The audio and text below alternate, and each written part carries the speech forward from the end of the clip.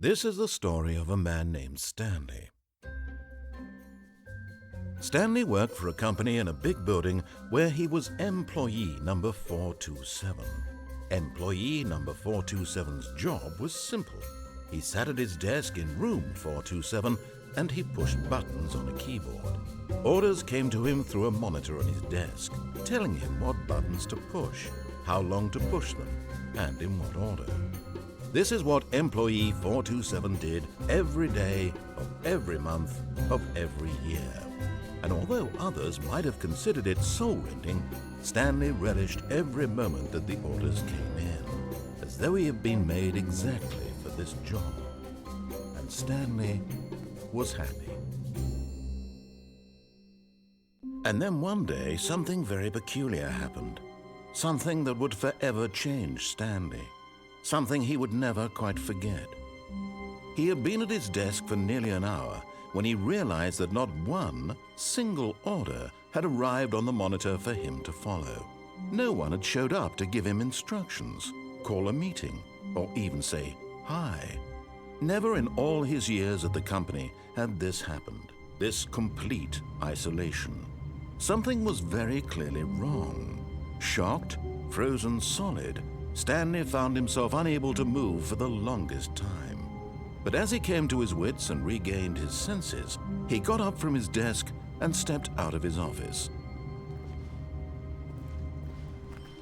All of his co-workers were gone. What could it mean? Stanley decided to go to the meeting room. Perhaps he had simply missed a memo.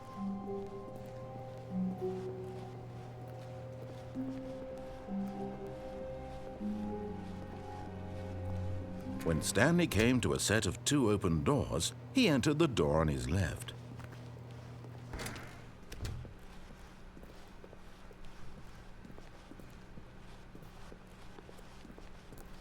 Yet there was not a single person here either. Feeling a wave of disbelief, Stanley decided to go up to his boss's office, hoping he might find an answer there.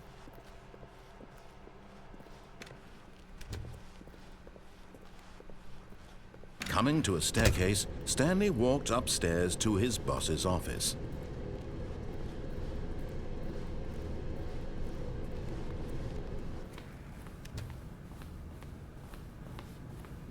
Stepping into his manager's office, Stanley was once again stunned to discover not an indication of any human life. What could it mean? Stanley wondered aloud to nobody. He began wildly tearing through papers on the boss's desk, pulling books off the shelf, looking behind paintings, desperate for clues to his situation. But his attention was caught by a keypad behind the boss's desk. What could its purpose be? In fact, this keypad guarded the terrible secret that lay buried below his feet. And so the boss had assigned it an extra secret PIN number, 2845. But of course, Stanley couldn't possibly have known this.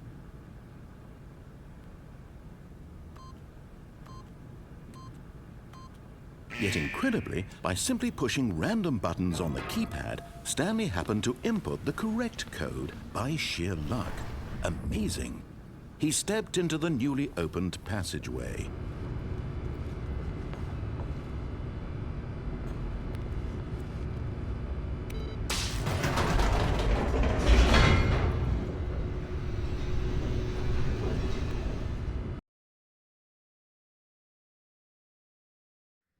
Descending deeper into the building, Stanley realized he felt a bit peculiar. It was a stirring of emotion in his chest, as though he felt more free to think for himself, to question the nature of his job. Why did he feel this now, when for years it had never occurred to him? This question would not go unanswered for long.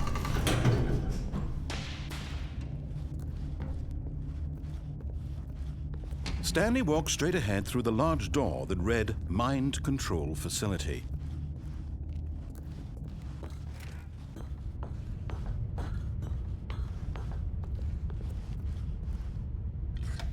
The lights rose on an enormous room packed with television screens.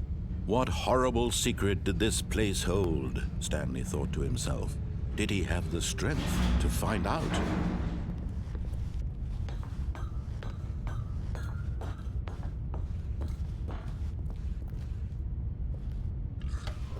Now the monitors jumped to life, their true nature revealed. Each bore the number of an employee in the building, Stanley's co-workers. The lives of so many individuals reduced to images on a screen, and Stanley, one of them, eternally monitored in this place where freedom meant nothing.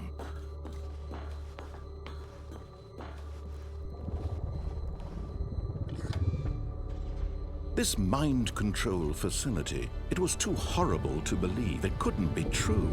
Had Stanley really been under someone's control all this time? Was this the only reason he was happy with his boring job? That his emotions had been manipulated to accept it blindly? No, he refused to believe it. He couldn't accept it. His own life in someone else's control? Never! It was unthinkable, wasn't it?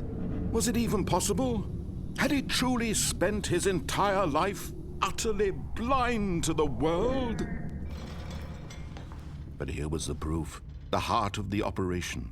Controls labeled with emotions, happy or sad or content. Walking, eating, working, all of it monitored and commanded from this very place. And as the cold reality of his past began to sink in, Stanley decided that this machinery would never again exert its terrible power over another human life. For he would dismantle the controls once and for all.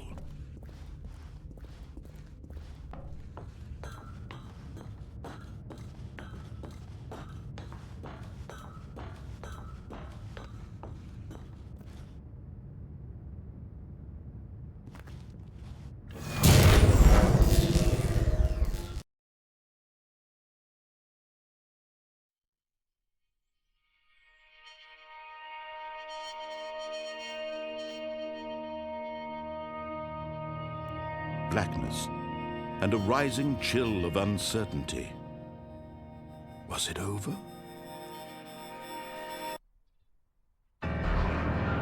Yes! He had won! He had defeated the machine, unshackled himself from someone else's command. Freedom was mere moments away. And yet, even as the immense door slowly opened, Stanley reflected on how many puzzles still lay unsolved.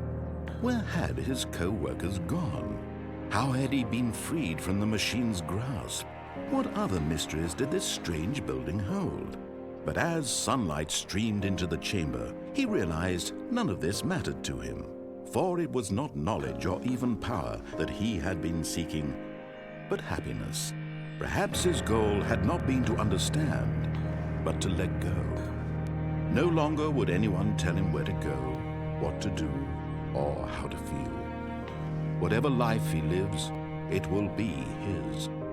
And that was all he needed to know. It was perhaps the only thing worth knowing. Stanley stepped through the open door. Stanley felt the cool breeze upon his skin, the feeling of liberation, the immense possibility of the new path before him.